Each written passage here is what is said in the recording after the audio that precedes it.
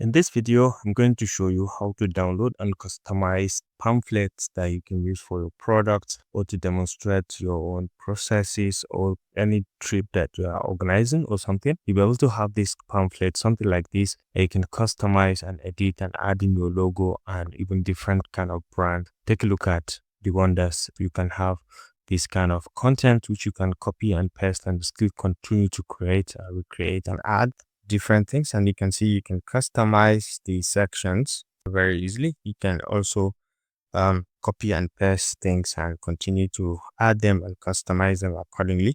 You can see the different pages that you may have. Okay, so this is customizable. And how do I get it? I get it from this tinyppt.com. Okay, so you can come to tinyppt.com, and once you're here, you can come to Brochure over here, and you can see Pamphlet. You can see it, and then you can come down here and see so many of them. This is customizable. See, this is the one which was edited, and these ones as well. You can customize them. Anyone you like, you can just click on it, and it is going to take you over here, and you can come all the way down here to free download, and you can download it and customize it accordingly. Take a look at some other ones from another category that you can try on your own and just customize them accordingly. If you found this helpful, please leave a like.